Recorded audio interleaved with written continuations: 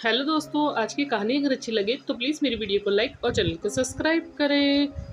संजय ने जैसे ही शादी के घर में कदम रखा, उसकी नज़र अपनी पत्नी शिवानी पर गई, जो साड़ी में गजब लग रही थी। आज वह उसे 10 साल बाद देख रहा था। संजय के साथ आया उसका 11 साल का बेटा दौड़कर मम्मी के आंचल में समा गया। संजय अपने साले के लड़के की शादी में आया हुआ था, जबकि उसने पत्नी से 9 साल पहले ही रिश्ता तोड़ दिया था। 9 साल से दोनों बिना तलाक के रह रहे थे। वे जानता था कि शिवानी से मुलाकात तो जरूर होगी, इसलिए वे सोचकर आया था कि जब भी वे नजर आएगी वह उसे इग्नोर कर देगा। इसलिए वे शिवानी को नजरअंदाज करके आगे बढ़ गया। कुछ दूर ही चला था कि सामने से उसकी 12 साल की बेटी पीहू उसके सामने आ गई। पापा कहते हुए वे संजय के गले लग गई। संजय भी बेटी पर प्यार लुटाने लगा। दोनों एक ही शहर में रहते थे, फिर भी आपस में नहीं मिलते थे। जब भी बच्चों से मिलना होता था, तब उनके स्कूल में जाकर मिलते थे। दोनों ने रिश्तों को पूरी तरह से तोड़ दिया था। संजय बिजनेसमैन था, अच्छा खासा कमा रहा था। शिवानी बैंक में मैनेजर के पद पर कार्यरत थी। दोनों में रिश्ते के टूटने का मुख्य कारण शिवानी का नौकरी करना था। संजय शिवानी की नौकरी करने के सख्त खिलाफ था। उसने शिवानी को पहले ही कह दिया था कि अगर उसने नौकरी की तो वह हमेशा के लिए उससे रिश्ता तोड़ देगा। एक बार शिवानी की सास ने किसी बात को लेकर उस पर टोंट कस दिया था कि मेरे बेटे की कमाई खा रही है। शिवानी को ये बात दिल पर लग गई। शिवानी एक प्रतिभाशाली लड़की थी। वह पति की बंदिशों को नहीं झेल पाई और चुपके चुपके बैंक के एग्जाम दे दिया और उसमें पास हो गई। जब संजय को पता चला तो उसने साफ कह दिया कि नौकरी ज्वाइन करते ही उनका रिश्ता समाप्त हो जाएगा। शिवानी ने जिद करके ड्यूटी ज्वाइन कर ली। उसी दिन से दोनों के रास्ते अलग हो गए। शिवानी बेटी को साथ लेकर उसका घर छोड़कर आई। बेटा संजय के पास ही छोड़ दिया। शुरू में किराए के मकान में रही, फिर खुद का घर बना लिया। अब 10 साल हो गए थे। दोनों एक दूसरे के बिना जीना सीख चुके थे। अजीब बात ये भी थी कि दोनों में किसी ने भी तलाक लेने की कोशिश नहीं की थी, मगर ईगो और जिद के कारण दोनों के बीच फासले बहुत ज्यादा हो चुके थे। ऐसे भी नहीं था कि रिश्तेदारों ने उन्हें समझाने की कोशिश नहीं की थी, मगर दोनों ही जिद पर अड़े थे। संजय के अपने ससुराल से आज भी संबंध अच्छे थे, इसलिए वह कार्ड देने पर शादी में चला आया। दूल्हे की हल्दी लगाई जा रही थी। फिर दूल्हे के बाद दूल्हे को तेल चढ़ाने का कार्यक्रम शुरू हुआ। सभी लोग जोड़े से तेल चढ़ा रहे थे। तब संजय का नंबर आया तो वह अकेला ही तेल चढ़ाने लगा। तो उसकी साली बोली, जीजू मैं बना लेती हूँ आपके साथ जोड़ा। दीदी तो आएगी नहीं। इतना सुनते ही पता नहीं शिवानी को क्या हुआ, वह झट से संजय के पास आकर खड़ी हो गई। फिर दोनों ने मिलकर रस्में निभाई।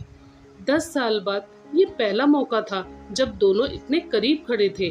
शिवानी जब संजय के करीब आई तब उसने महसूस किया आज उसके दिल में पुरानी यादें ताजा हो गई।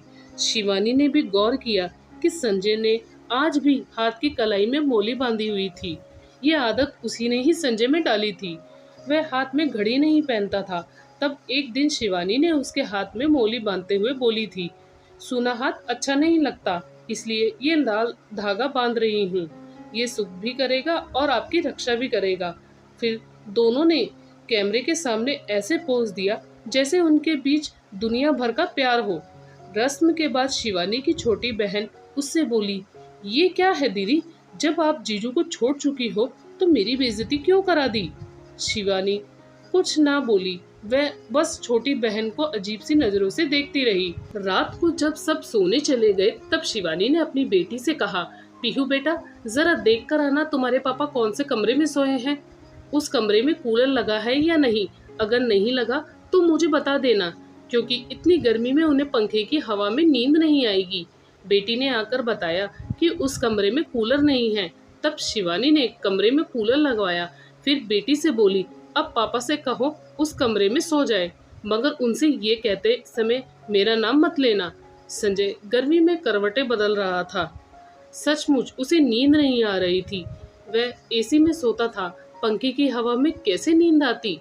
जब बेटी ने उसे दूसरे कमरे में जाने के लिए कहा तो उसने पूछ लिया कि यह बात तुम्हें किसने कही है। पीहू बच्ची थी, उसने बता दिया कि मम्मी ने आपके लिए उस कमरे में कूलर लगवाया है। संजय को यह जानकर अंदर ही अंदर एक खुशी का अनुभव हुआ। वह सोचने लगा कि शिवानी को आज भी उसकी फिक्र है। मैं ही जिद्दी और खड़ूस हूँ, मुझे उस पर नौकरी करने की बंदिशें नहीं लगानी चाहिए थी। सबको अपने हिसाब से जीने का हक है। सोने के लिए मैं दूसरी मंजिल वाले उस कमरे में आ गया। रात में 11 बजे के आसपास शिवानी का मन किया कि एक बार उन्हें देखकर आए कि उन्हें नींद आई है या नहीं। बरसों बाद मेरे मायके में आए हैं, इसलिए पति ना सही मेहमान तो हैं। वे चुपके से उस कमरे के पास पहुंची जिसमें संजय सोया हुआ था। ये वही कमरा था जिसमें वे बरसों पहले दोनों साथ में ठहरा करते थे। उस कमरे से भी बहुत सारी यादें जुड़ी थी। शिवानी खिड़की के पास आई। गर्मी के कारण सारी खिड़कियां खुली हुई थी। संजय हमेशा लाइट जलाकर ही सोता था। आज भी वह बल्ब जलाकर सो रहा था।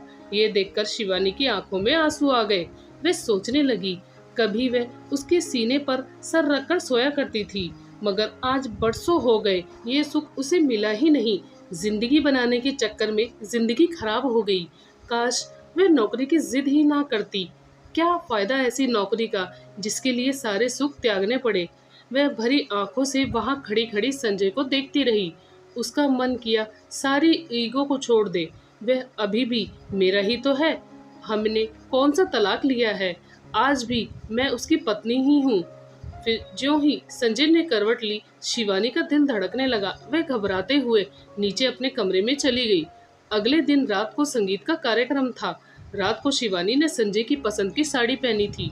संजय तो उसे देखता ही रह गया। उसे देखकर कोई भी कह नहीं सकता था कि उसके 2 बच्चे हैं।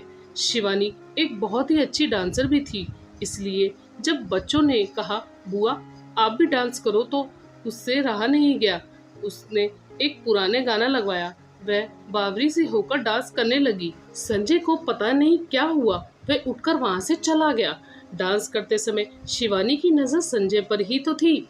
जब वह उठकर गया तो शिवानी के कदम धीमे पड़ गए। वह उसी के लिए तो नाच रही थी। शिवानी की नजर संजय को खोजने लगी। वह उसे ढूंढती हुई बाहर आ गई। वह कहीं नहीं दिखा तो शिवानी उसके कमरे में उसे देखने चली गई। कमरे का दृश्य देखकर वह दंग हो गई, क्योंकि संजय रो रहा था। उसके हाथ में रुमाल था जिससे वह बार बार वह आंसू पोंछ रहा था। शिवानी ने पहली बार उसे रोते हुए देखा था। पता नहीं क्यों शिवानी से रहा ही नहीं गया। वह चुपचाप उसके सामने जाकर खड़ी हो गई। उसे देखकर वह ठिठक गया। शिवानी उसके चेहरे की तरफ देखती रही। शिवानी फिर उसके सामने जाकर खड़ी हो गई। फिर हिम्मत करके बोली, आप रो रहे थे? वह तुरंत बोला, नहीं, आँख में कुछ गिर गया था। वह बोली, पानी लाकर दूं क्या? वह बोला, नहीं।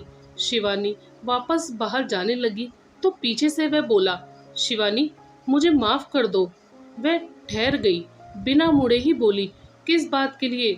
वह बोला, मेरी गलतियों के लिए, मेरी जिद के लिए।